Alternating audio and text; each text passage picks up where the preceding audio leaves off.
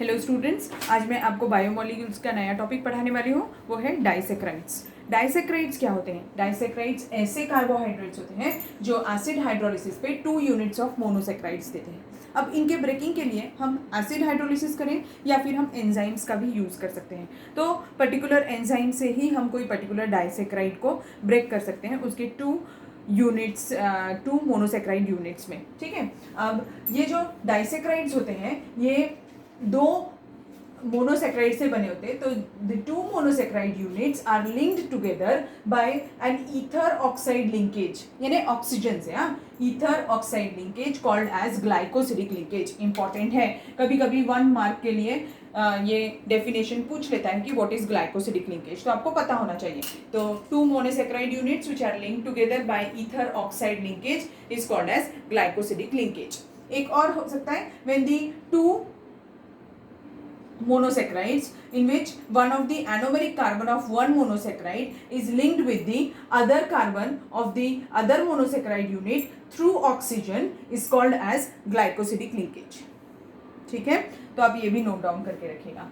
अब glycosidic linkage form कैसे होती है? Glycosidic linkage is formed by removal of water molecules by the reaction of 2 hydroxyl groups from 2 monosaccharide units. 2 monosaccharide units के जो hydroxyl group होते हैं उनको ज्वाइन करते हैं, वहां से एक वाटर मॉलिक्यूल रिमूव करते हैं, तो जो लिंकेज फॉर्म होती है उसे हम क्या बुलाते हैं? ग्लाइकोसिडिक लिंकेज बुलाते हैं। ठीक है, अब हमें 3 मॉलिक्यूल्स है डाइसेक्राइड्स के जो इंपॉर्टेंट है, जिस पर क्वेश्चन पूछता है तो वो पढ़ने हैं। फर्स्ट है सुक्रोज मॉलिक्यूल।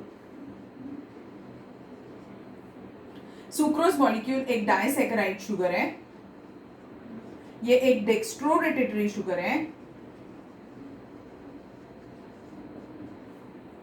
ठीक है, इसका अगर मैंने एसिड हाइड्रोलिसिस कैरी आउट किया तो ये क्या देगा? 1 molecule of glucose plus 1 molecule of fructose. अब जैसे मैंने आपको बताया था, अगर हमें एसिड हाइड्रोलिसिस की जगह पर हम एंजाइम भी यूज कर सकते हैं। सो सुक्रोज मॉलिक्यूल को हम ब्रेक कर सकते हैं by the use of invertase enzyme के हेल्प से भी हम इसे ब्रेक कर सकते हैं ग्लूकोज और फ्रुक्टोज मॉलिक्यूल में। ठीक है, अब देखेंगे कि सुक्रोज मॉलिक्यूल में दोनों मॉलिक्यूल्स यानी कि ग्लूकोज और फ्रुक्टोज मोनोसेक्राइड यूनिट्स कैसे लिंक्ड होते हैं वो चेक करेंगे। Sucrose is also called as cane sugar और टेबल शुगर भी बुलाते हैं इसे। ठीक है, this on hydrolysis gives 1 molecule of glucose और फ्रुक्टोज बताया मैंने अभी आपको, बट ग्लूकोज का कौन सा मॉलिक्यूल यूज होता है इसमें? That is D alpha glucose use होता है और डी बीटा फ्रुक्टोज यूज होता है। तो ये दोनों के बीच में लिंकेज होती है। इसमें C1 carbon of alpha D glucose is linked with the C2 carbon of beta D fructose. इन दोनों के बीच में लिंकेज होती है, ये याद रखना है। इस पर भी ऑब्जेक्टिव क्वेश्चन पूछता है कि किसके बीच में लिंकेज है, तो C1 और C2 के बीच में लिंकेज होती है।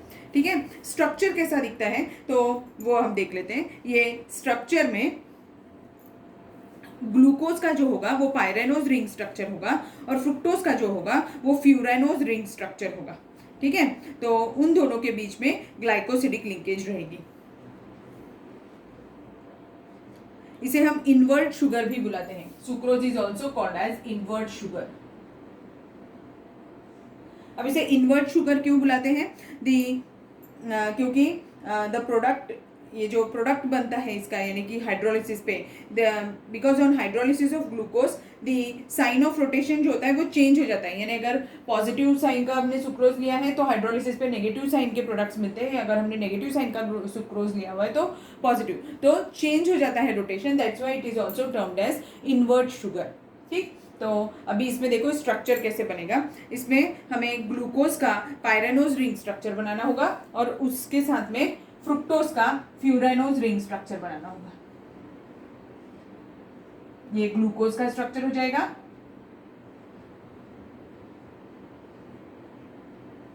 ठीक है, और इसका फ्रुक्टोज का कैसे दिखेगा? ऐसा हमने पढ़ा था ये सब रिंग स्ट्रक्चर्स में। ठीक है ना, तो अभी देखो यहाँ पर ग्लूकोज के केस में कैसा होगा? ये वाला H पोर्शन होगा और ये वाला जो है ये ऑक्सीजन के साथ पे लिंक होगा और नीचे के इस वाले के साथ में जाएगा और यहाँ पर CH2OH होगा। ठीक है, तो ऐसे होगा लिंकेज। इसमें ये वाला इसका C1 कार्बन है, ये C2 कार्बन है।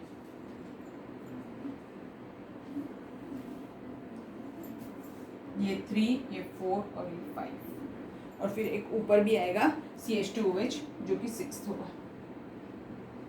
6 कार्बन। ठीक है, तो ऐसा बॉन्डिंग होगी इसमें।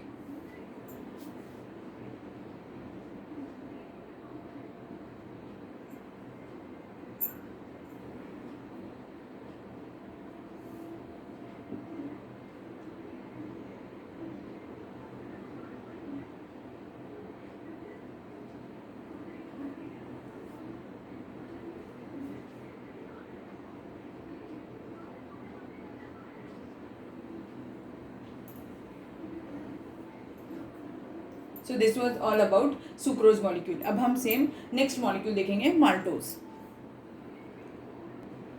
अब ये देखो, maltose is also disaccharide sugar with molecular formula C12H22O11। Sucrose में भी सेम ही मॉलिकुलर फार्मूला रहेगा क्योंकि वो भी डाइसेक्राइड शुगर थी। माल्टोज ऑन एसिड हाइड्रोलिसिस और by using an enzyme named as maltase it gets converted into what, it gives 2 units of alpha D glucose देती है। और ये माल्टोज जो है इसमें लिंकेज कैसा रहेगा, तो पायरेनोज रिंग स्ट्रक्चर्स बना लेंगे ग्लूकोज के।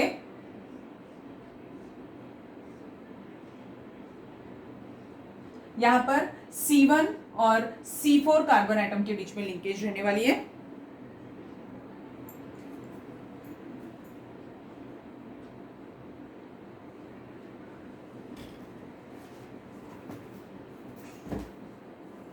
ठीक है, तो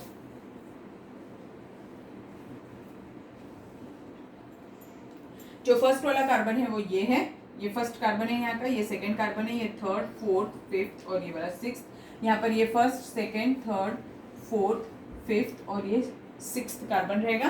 अब इसमें लिंकेज कैसे रहेगी, इसकी जो लिंकेज है ये C1 और C4 कार्बन के बीच में होने वाली है और हमारा जो ग्लूकोज मॉलिक्यूल है वो कैसा होने वाला है, it is an alpha D glucose है, मीन्स इसमें OH जो है वो लोअर साइड पे रहेगा, डाउन साइड पे। ठीक है, तब उसमें लिंकेज होगी। तो अब जब लिंकेज होगी तो देखो कैसा दिखेगा, तो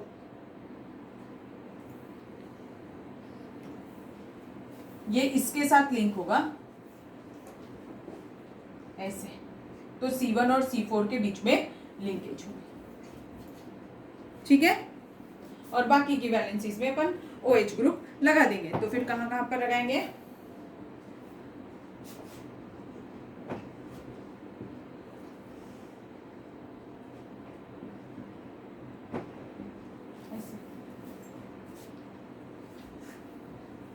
ठीक है, समझ में आ गया। तो ऐसा लिंकेज रहेगा माल्टोज मॉलिक्यूल में।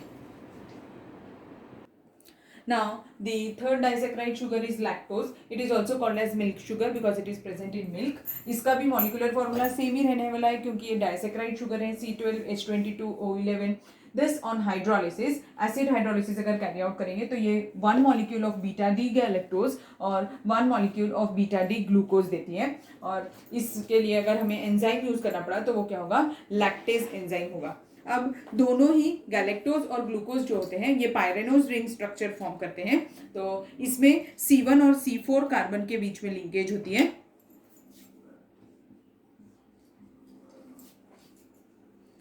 ठीक है, तो स्ट्रक्चर तो वैसे ही रहने वाला है।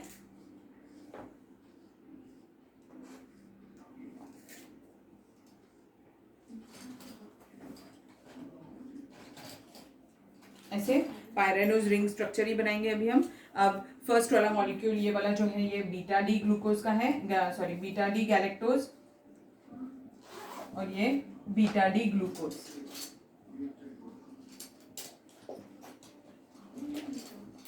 यहाँ पर CH2OH होगा, ये बीटा है इसीलिए OH यहाँ पर ऊपर जाएगा, H नीचे, ये C1 कार्बन है, ये C2, C3, C4 और 5 और ये 6 यहाँ पर ये 1 2 3 4 5 और यहाँ पर CH2OH होगा तो वो 6 ऐसा। अब यहाँ पर लिंकेज जो है वो C4 और C1 कार्बन के बीच में है, इसीलिए थोड़ी सी डिफरेंट दिखती है ये लिंकेज। देखो कैसे दिखेंगे ये, इसमें लिंकेज में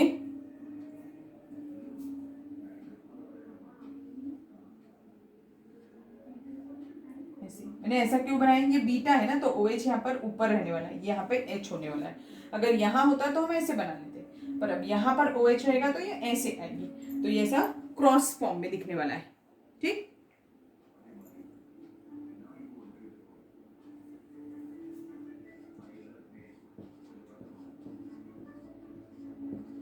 ये हो गया इसका। और अभी बीटा डी ग्लूकोज का स्ट्रक्चर देख लो, तो अभी मैंने बताया बीटा है तो OH ऊपर जाएगा फर्स्ट वाले कार्बन का, बाकी के जगह पे हाइड्रोजन। तो हम इसे बीटा 1,4 ग्लाइकोसिडिक लिंकेज बुलाते हैं। क्या बुलाते हैं? Beta 1,4 glycosidic linkage.